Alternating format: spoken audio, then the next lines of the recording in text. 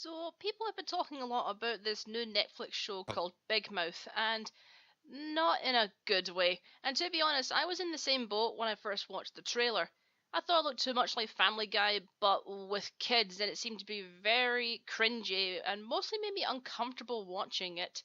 So, pretty much everyone was ready to hate this show before it came out.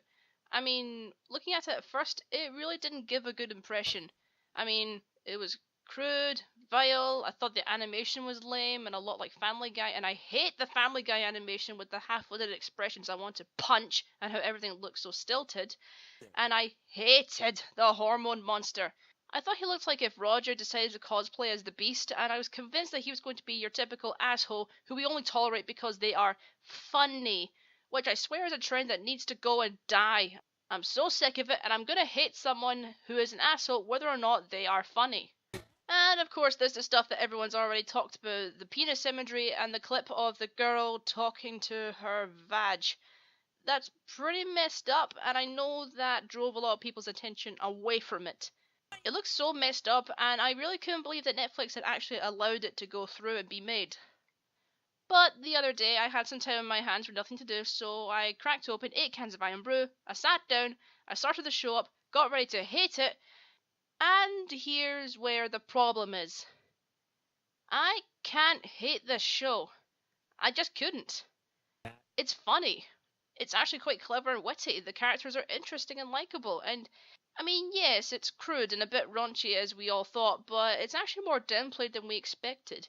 After the first couple of episodes, it's actually more low key. There's no dicks on the screen and there's no vages on the screen. It only happens in the first few episodes, which is interesting. And for a lot of people, probably a relief that we're not going to have to stare at that for more than a few episodes. Yeah, I actually ended up really enjoying this show. It's not perfect. I mean, there are scenes that are just a bit too uncomfortable to watch, but still, given that I was expecting to hate it, this was a very pleasant surprise. So, the story is exactly what was shown in the trailer. It's a kid going through puberty. I say they're kids, but they're apparently 12 to 13 years old. I mean, I guess that's a problem with the animation. I mean, you could have made them a bit taller. They look a bit too short and too easily mistaken to be kids. I know some of the kids have facial hair and all that, but it could be kind of hard to differentiate. The teens themselves are voiced by adults, which is fine and that's not a problem, but the issue is they don't attempt to make themselves sound any younger, and yeah, to start with, that's pretty distracting. But like the animation, it kinda grew on me. And to be fair, it's probably better that way because having younger voices say this sort of stuff would probably not resonate well with a lot of people. Which is also true with the amount of swearing in it, which again is more downplayed later on, and let's be honest, hearing 12 to 13-year-olds swear is not a new thing anymore thanks to the internet and Call of Duty and online gaming community. Now, I understand that this show is not for everyone, and I guess it just depends on your sense of humour and what kind of adolescence you had.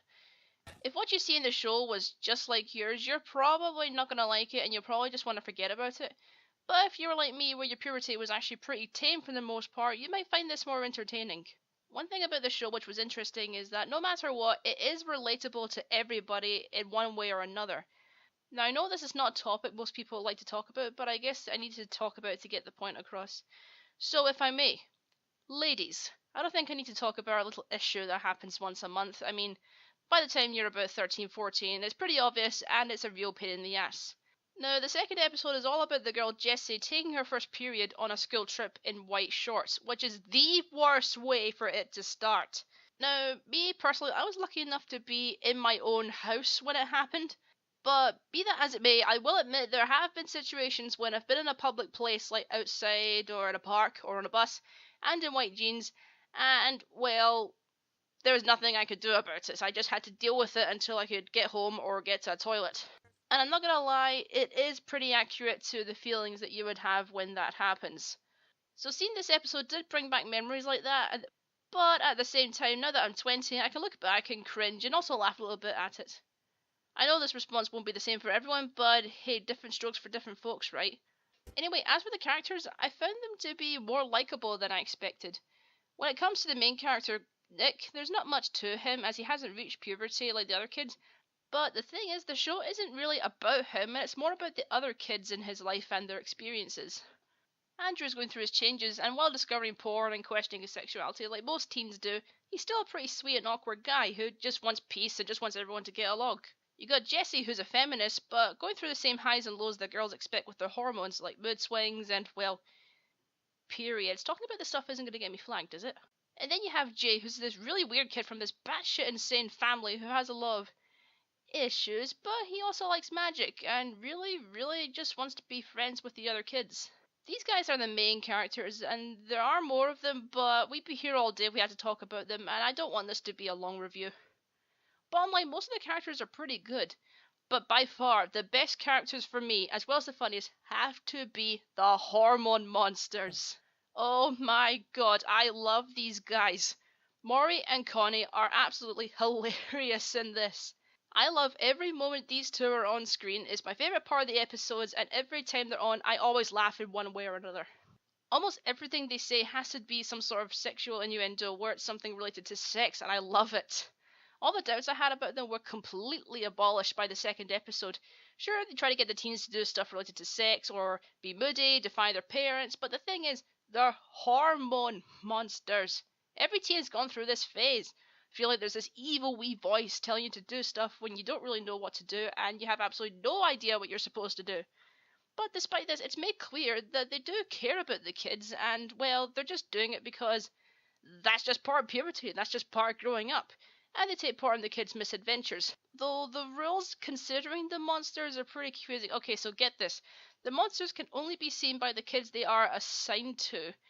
But when they speak to the kids in public or the kids speak to the monsters, no one reacts as if that's something out of the ordinary. They just kinda accept that the kids are talking to an invisible force. I mean, there are ghosts in this universe, so that also doesn't make a ton of sense anyway.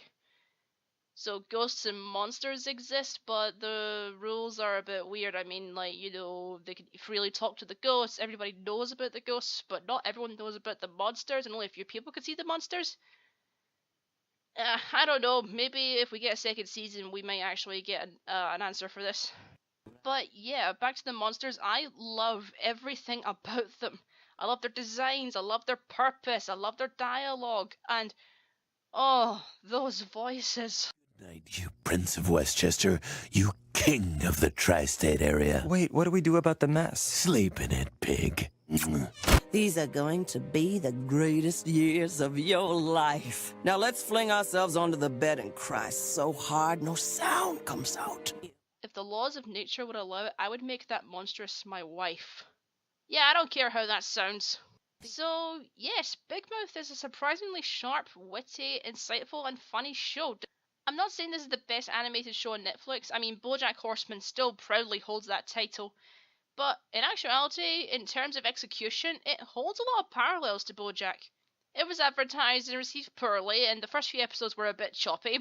But after getting through them, the show fully opened up and, well, really surprised people. I guess Netflix is really good at these don't judge a book by its cover shows. I was genuinely and pleasantly surprised watching this. It won't resonate with everyone, I totally understand, but for me, I really like it. And I really hope it gets renewed for a second season. Sure, it can be crass, rude, and, well, it's about kids talking about sex, but there is a right way to do everything, and this show has definitely proved this. Netflix insisted on it. Really? No. Anyway, hope you enjoyed this video. Have a good day. Thanks, guys. Cheers.